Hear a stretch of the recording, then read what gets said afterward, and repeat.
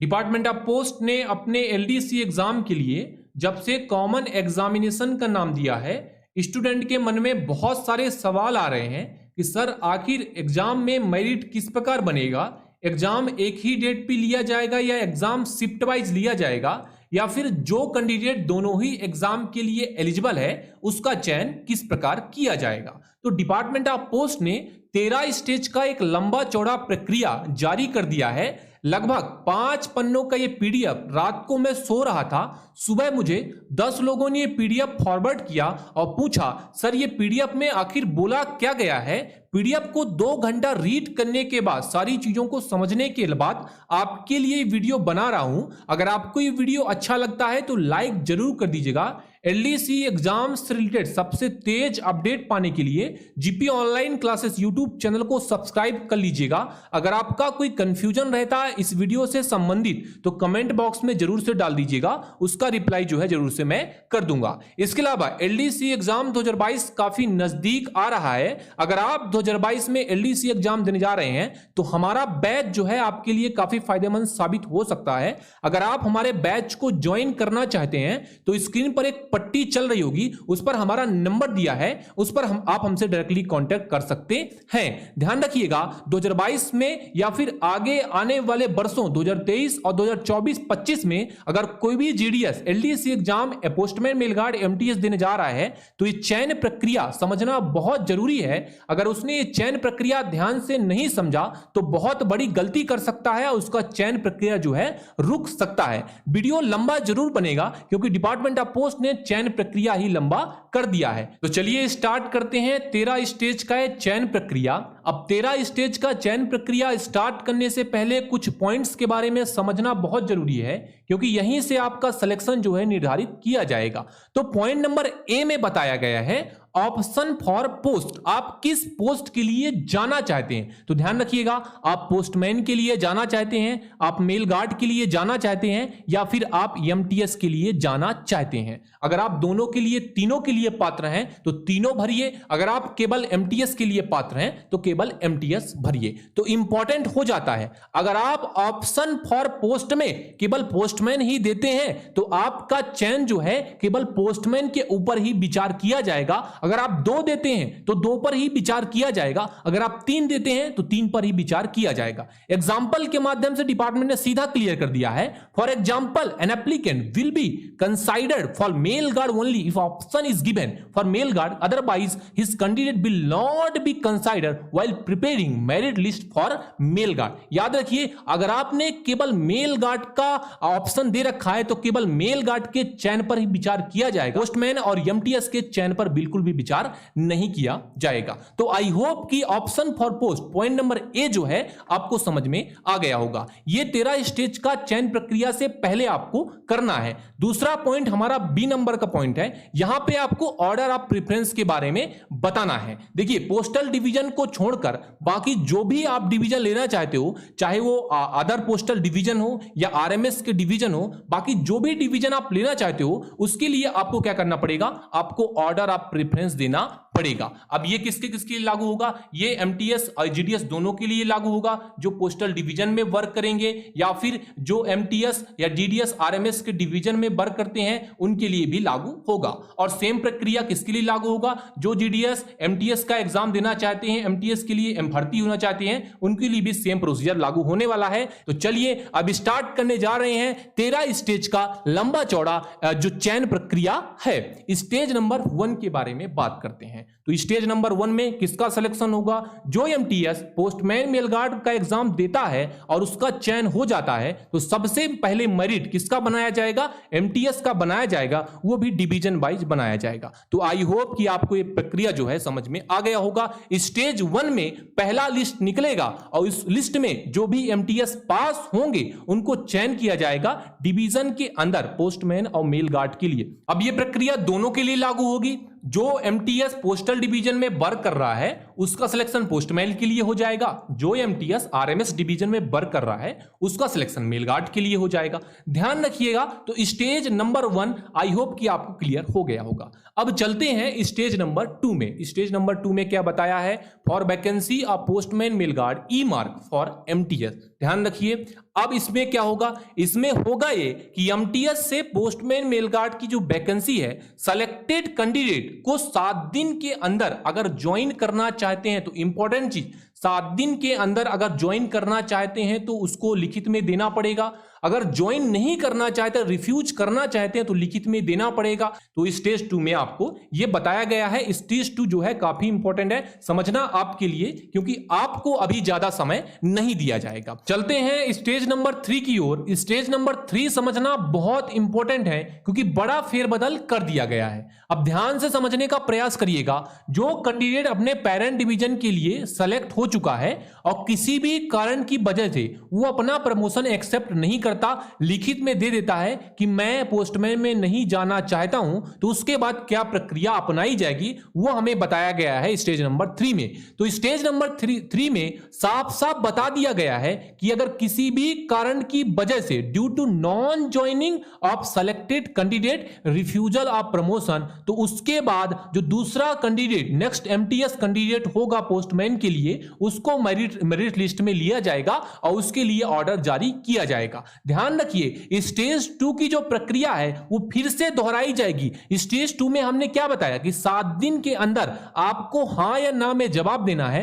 अगर आप ज्वाइन करना चाहते हैं तो लिखित में दीजिए, अगर ज्वाइन नहीं करना चाहते हैं तो भी लिखित में दीजिए, क्योंकि यह प्रक्रिया तब तक चलती रहेगी जब तक उस डिवीजन की वैकेंसी फुल नहीं हो जाती, जब तक जो पास कैंडिडेट है उनको जो है मौका नहीं दे दिया जाता। ध्यान रखिएगा जो मैंने चीज बताया कि यह प्रक्रिया तब तक दोहराई जाएगी जब तक वैकेंसी भर नहीं जाती। वही चीज लिखा है, the process at stage 3 will be repeated till all the vacancy recruiting division are exhausted और qualified MTS of recruiting division are not available for promotion. तो बहुत इंपॉर्टेंट चीज है। इस पॉइंट से आपको एक चीज समझ में आ रहा होगा कि अभी कैंडिडेट अगर 50 नंबर भी पा रहा है तो उसका सिलेक्शन निश्चित होने वाला है, क्योंकि साफ तरीके से डायरेक्टरेट ने बता दिया है कि अभी जो प्रक्रिया है वो बदल चुकी है और कैंडिडेट जो पास रहेगा उसको भी मौका दिया जाएगा अगर किसी भी कारण की वजह से कोई प्रमोशन को रिफ्यूज कर देता है तो। चलिए अब हम चलते हैं स्टेज नंबर 5 में, तो देख लेते हैं surplus list of MTS for the postman mail guard. ध्यान रखिएगा हमने डिवीजन के बारे में बात कर लिया।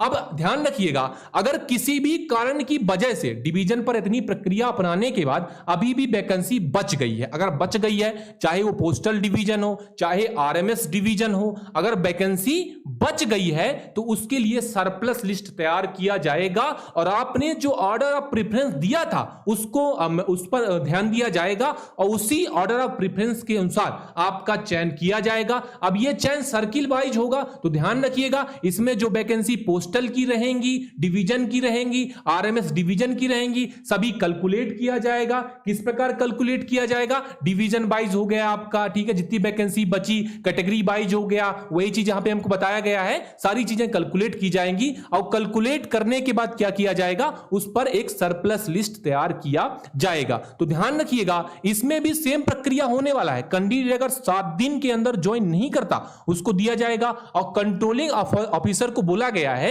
कि अगर कोई भी कैंडिडेट छुट्टी पर रहता है तो उससे डायरेक्टली जो है संपर्क करें, उससे पूछें कि आप ज्वाइन करना चाहते हो या नहीं करना चाहते हो। यदि वो लिखित में देता है कि ज्वाइन करना चाहते हो तो उसकी प्रक्रिया रोक ली जाएगी, ठीक है। अगर रिफ्यूज करता है तो वहीं से उसको रिजेक्ट करके अगले कैंडिडेट को मौका दे दिया जाएगा। अगर वो ज्वाइन करना चाहता है, वो बोला कि मैं ज्वाइन करना छुट्टी के बाद आके ज्वाइन कर लूंगा, तो उसको ये मौका दिया जा सकता है, लेकिन उसको लिखित में देना पड़ेगा। आई होप कि गाइस आपको ये समझ में आ गया होगा। चलिए अब चलते हैं हम अगले स्टेज की ओर, स्टेज नंबर 6। स्टेज नंबर 6 में क्या बताया है, प्लस में जो सिलेक्टेड कैंडिडेट है उसने रिफ्यूज कर दिया तो स्टेज 5 का प्रक्रिया फिर से 6 में दोहराया जाएगा, मतलब जो दूसरे कैंडिडेट रहेंगे उनको मौका दिया जाएगा। आई होप कि गाइस आपको समझ में आ गया होगा। इसके बाद स्टेज 7 समझने का प्रयास करिएगा। स्टेज 7 बहुत इंपॉर्टेंट है। स्टेज 7 में यह बताया है कि इस प्रक्रिया के बाद, मतलब स्टेज हमारा 5 हो गया, स्टेज 6 में हमने फिर से लिस्ट निकाल दिया, ठीक है, रिफ्यूज करने के बाद भी हमने लिस्ट निकाल दिया।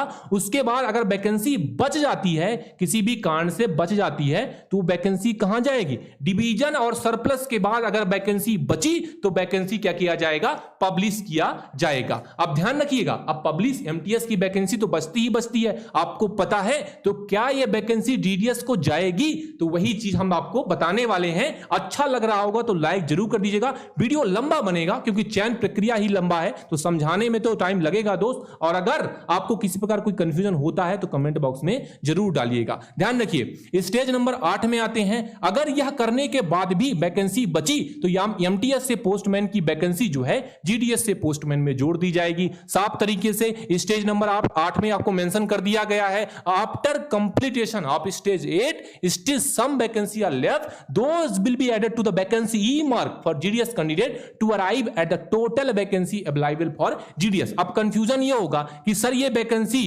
पोस्टल डिवीजन में ऐड की जाएगी या सरप्लस मिली जाएगी, तो ध्यान रखना, वैकेंसी तो हमने ऐड कर दिया, अभी मेरिट बनेगा तब तो वो पोस्टल डिवीजन से ही बनेगा ना। पहले जो प्रक्रिया होता है, पहले पोस्टल से बनेगा, उसके बाद आरएमएस से बनेगा, और वैकेंसी कैटेगरी वाइज ही ऐड की जाएगी। अगर ओबीसी की वैकेंसी है ओबीसी के लिए जाएगी, ईडब्ल्यूएस के लिए ईडब्ल्यूएस की जाएगी, जनरल के लिए तो जनरल के लिए जाएगी, एसटी एससी के लिए तो एसटी एससी के लिए ही जाएगी।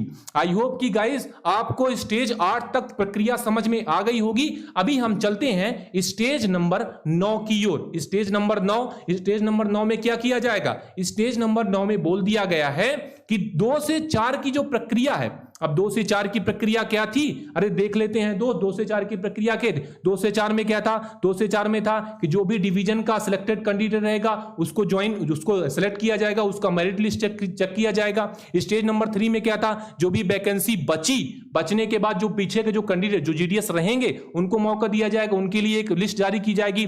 ठीक है, चलिए मान लीजिए कोई भी कैंडिडेट है जीडीएस है, उसका सिलेक्शन हो गया डिवीजन में, अब उसने क्या किया? रिफ्यूज कर दिया। तो स्टेज 3 में क्या था? स्टेज 3 में ये था कि दूसरे कैंडिडेट जो पीछे कैंडिडेट है उनको मौका दिया जाएगा, चाहे वो पास ही क्यों ना, उसने 40 नंबर ही क्यों ना पाए हो, लेकिन उसको मौका दिया जाएगा। अब ये प्रक्रिया बार बार दोहराई जाएगी जब तक वैकेंसी जो है फुल नहीं हो जाती। वही चीज हमने कहां बताया था? स्टेज नंबर 4 में बताया था। तो आई होप गाइस आपको स्टेज नंबर 9 जो है समझ में आ गया होगा। अभी हम चलते हैं स्टेज नंबर 10 की ओर। स्टेज नंबर 10 समझना बहुत इंपॉर्टेंट है, आखिर बड़ा फेरबदल यहीं पे हुआ है, तो ध्यान से समझने का प्रयास करिएगा। हमने पूरी प्रक्रिया के बारे में बात कर लिया, हमने जीडीएस से पोस्टमैन डिवीजन के बारे में बात कर लिया कि किस जीडीएस का पोस्टमैन में सिलेक्शन होगा और किस प्रक्रिया के तहत होगा। स्टेज नंबर 10 में क्या होगा? आपके दिमाग में सवाल आ रहा होगा, सर स्टेज नंबर 10 में तो जीडीएस से सरप्लस सेलेक्ट किया जाएंगे पोस्टमैन। बिल्कुल सही आपने सोचा, लेकिन इस प्रक्रिया में क्या होगा? जीडीएस से पोस्टमैन मेलगार्ड के लिए पूरी वैकेंसी कैलकुलेट करके, कैटेगरी वाइज कैलकुलेट करके उनका सरप्लस लिस्ट तैयार किया जाएगा, आपने जो ऑर्डर ऑफ प्रेफरेंस दे रखा है उसके अनुसार। लेकिन इस प्रक्रिया में आपको ज्वाइन नहीं दिया जाएगा। ज्वाइन कब तक नहीं दिया जाएगा? मतलब नियुक्ति आदेश नहीं निकाला जाएगा। यह पॉइंट समझना बहुत इंपॉर्टेंट है, आपको लास्ट में यहां पे मेंशन किया गया है। ठीक है, यह आपका नियुक्ति आदेश रोक लिया जाएगा। जैसे ही जिस डेट पे आपका पोस्टमैन जीडीएस से पोस्टमैन मेलगार्ड का सरप्लस लिस्ट निकलेगा, सेम उसी डेट पे आपका एमटीएस डिवीजन का लिस्ट निकाल दिया जाएगा। बात समझ रहे हैं? अगर जो कैंडिडेट अपने पोस्टल डिवीजन को छोड़कर किसी और पोस्टल डिवीजन, किसी और आरएमएस डिवीजन में नहीं जाना चाहते हैं, एमटीएस का पोस्ट लेना चाहते हैं, अपने ही डिवीजन में रहना चाहते हैं, वो एमटीएस ज्वाइन कर लें, क्योंकि सेम डेट पे इन्होंने बोला है कि surplus GDS to postman mail guard surplus और MTS GDS to MTS parent division same date पे जारी किया जाएगा। ध्यान रखिए, अभी क्या किया गया है? अभी पोस्टमैन मेलगार्ड का सरप्लस रोक दिया गया है, लिस्ट निकाल दिया गया है, लेकिन उनकी जो प्रक्रिया है, वो नियुक्ति के आदेश हैं, वो रोक दिए गए हैं। अब देखिएगा, अब हमारा 11 नंबर का स्टेज और 12 नंबर का स्टेज, ध्यान रखिए, अब फिर से एक प्रक्रिया अपनाई जाएगी। अब फिर से कौन सी प्रक्रिया? अरे दोस्त, वही प्रक्रिया जैसे हमारा जीडीएस से पोस्टमैन मेलगार्ड में किसी सरप्लस ने ज्वाइन नहीं किया तो क्या किया जाएगा? फिर से एक प्रक्रिया अपनाया जाएगा। उसके बाद जो कैंडिडेट रहेंगे उनको मौका दिया जाएगा कि नहीं दिया जाएगा, वही चीज फिर से अपनाया जाएगा। ठीक है, हमने बात कर लिया कि एमटीएस पेरेंट डिवीजन के बाद जो मेरिट बनेगा वो बनेगा किसका? जीडीएस से पोस्टमैन सरप्लस का बनेगा, और उसमें जो है आपको नियुक्ति आदेश दे दिए जाएंगे। लेकिन अभी एक प्रक्रिया तो और बची। एक प्रक्रिया कौन सी बची? Surplus list GDS candidate for the post MTS. अब अगर रिक्रूटिंग डिवीजन का कोई भी एमटीएस वैकेंसी बच जाता है तो उस कंडीशन में एक सरप्लस लिस्ट तैयार किया जाएगा। अब उस सरप्लस में चाहे एडमिनिस्ट्रेटिव ऑफिस की वैकेंसी हो, चाहे आरएमएस की वैकेंसी हो, चाहे डिवीजन की वैकेंसी हो, चाहे यूनिट की वैकेंसी हो, सारे वैकेंसी कैलकुलेट किया, एक सरप्लस लिस्ट तैयार किया, जो भी कैंडिडेट बचा उनका चयन हो गया। आई होप कि गाइस जो पॉइंट मैंने 1 से 13 तक में इस वीडियो में चिल्ला चिल्ला कर समझाया है आपको समझ में आया होगा। अभी भी कंफ्यूजन है किसी भी पॉइंट में तो कमेंट बॉक्स खाली है, जरूर से डाल दीजिएगा। वीडियो अच्छा लगा है तो लाइक जरूर कर दीजिएगा। जीपी ऑनलाइन क्लासेस को सब्सक्राइब नहीं किया है तो सब्सक्राइब कर लीजिए। वीडियो में जो जानकारी दिया है सभी के साथ शेयर कर दीजिए। ध्यान रखिए जीपी ऑनलाइन क्लासेस केवल एलडीसी एग्जाम के लिए वर्क करता है। 2022 में एलडीसी एग्जाम देने जा रहे हैं तो आपके लिए हमारा बैच काफी फायदेमंद साबित हो सकता है। ये चयन प्रक्रिया काफी ज्यादा बदल चुका है। स्टूडेंट मतलब जीडीएस को अभी बहुत ज्यादा चांस मिलने वाला है, उसका सिलेक्शन बहुत आसानी तरीके से होने वाला है क्योंकि डिपार्टमेंट ने, डायरेक्टरेट ने ये बोल दिया है कि चयन प्रक्रिया तब तक दोहराई जाएगी जब तक उस रिक्रूटिंग डिवीजन, उस सरप्लस के कैंडिडेट नहीं मिल जाते, सर्किल के कैंडिडेट नहीं मिल जाते। ठीक है, thank you, thanks for watching.